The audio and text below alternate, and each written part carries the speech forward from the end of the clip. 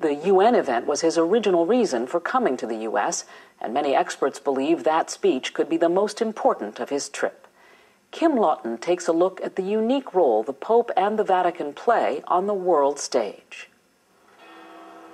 Soviet leader Joseph Stalin was once questioned about the influence of the Vatican. Stalin is famously said to have replied, "The Pope, how many divisions has he got?" The answer, as it turns out, is more than Stalin and many others might have guessed. Experts say the Pope and the Vatican wield considerable global influence. They don't have economic engines they have to feed. They don't have armies. They don't have land. The Vatican is only 106 acres. It's the smallest nation state in the world, but it is a huge moral, spiritual superpower.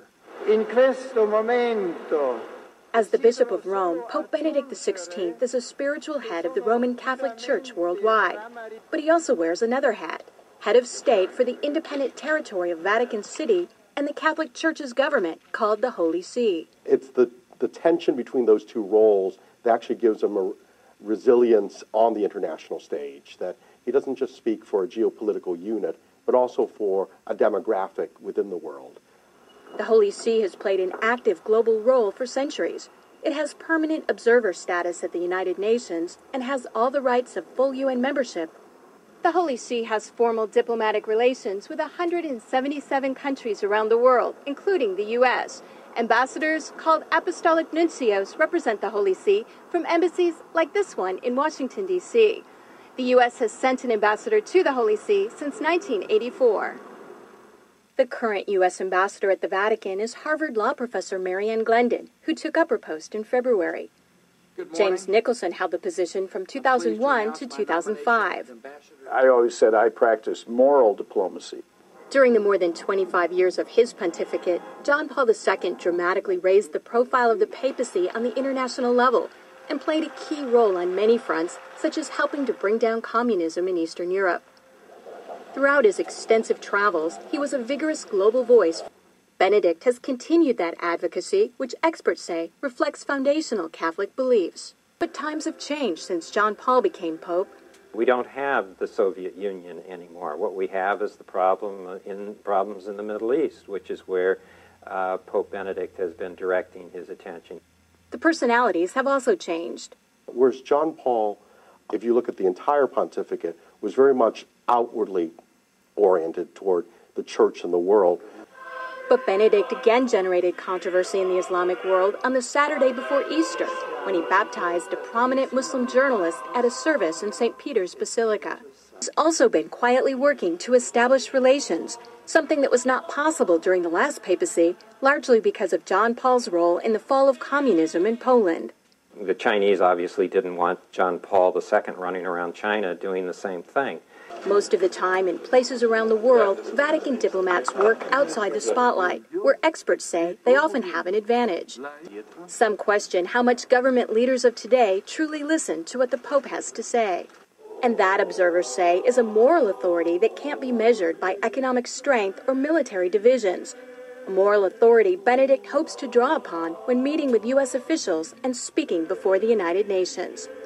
I'm Kim Lawton in Washington. A lot of good Christians in Roman Catholic Church, notice Catholic Church, but unfortunate because they don't understand the history of their church. During Dark Ages, Constantine was the one who united his own people, them pagans, to Catholic Church.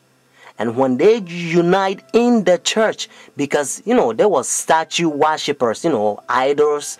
So when they brought their idols, notice statues in Roman Catholic Church, they began to name them. Instead of Jupiter, they call it Peter.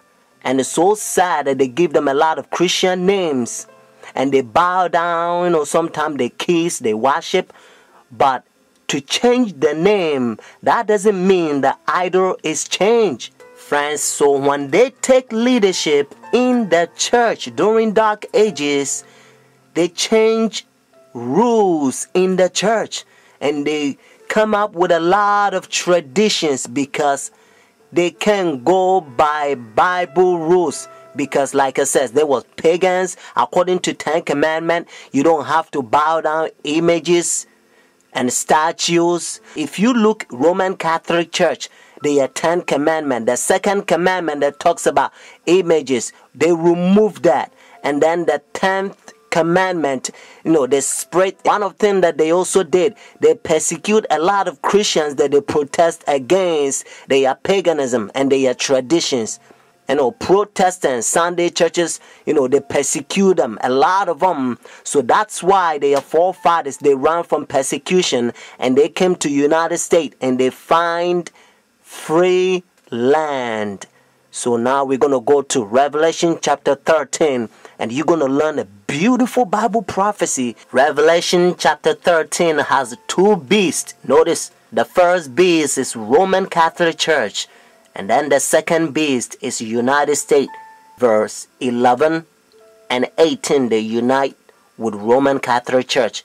Let's find out who gave the power to Roman Catholic Church. Notice Revelation chapter 13 verse 4. So they worship the dragon who gave authority to the beast.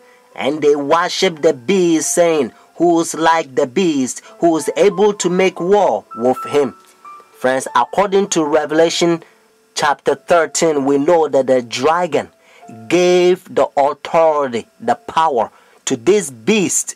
And according to Revelation chapter 12 verse 9, the Bible helps us to understand that the dragon is the old serpent called the devil and Satan. Notice what it says in verse 11 and 12. Notice the same chapter, Revelation chapter 13. Then I saw another beast coming out of the earth, and he had 2 horns like a lamb, and spoke like dragon. And he exercised all the authority from the first beast in his presence, and caused the earth and those who dwell in it to worship the first beast, whose deadly wound was healed. Just in case if you're thinking about any country, they don't fit. Whether it's China, India, Iraq, or Africa, they don't fit. That's what it says in verse 12. He exercised all the authority. Notice from the first beast, Roman Catholic Church, because when they ran from persecution, they came over here. They don't want to have anything to do with Roman Catholic Church because they used to persecute them, friends. That's what it says. And again, I want you to get this so that you will know that it's the United States. Verse 12, he exercised all the authority from the first beast. But unfortunately, the same verse 12 says, and caused the earth and those who dwell in it to worship the first beast, whose deadly wound was healed. So United States is going to cause the whole world to worship Roman Catholic Church. And that's why now they already have pagan sun worship day, Sunday worship, the Roman Catholic Church. They change God's holy Sabbath from Saturday to their pagan sun worship day, Sunday worship. So whenever they enforce the law, friends, if you think, well, because I'm not going to buy, I'm not going to sell, and the things is going to be hard, and you don't believe in God, and you doubt his power, if you doubt God who created you, the one who holds your breath, and if you doubt his power, and if you go by the pagan sun worship day, behind the scene is the devil that wants you to worship him, at that time probation will close. Your decision is made. You will be doomed. Revelation chapter 14, God placed a fearful curse on those who receive the mark of the beast, those who worship the devil. But friends, have faith. Jesus Christ will send his angels. Sometimes they will come as a form of mankind, and they will give you a food in the time of trouble. Hebrews chapter 4 verse 7 to 11. Notice what Bible says. And again he designated a certain day, saying in the David today, after such a long time as it has been said, today, if you will hear his voice, do not harden your heart. For if Jesus has given them rest, then he will not afterward have spoken of another day.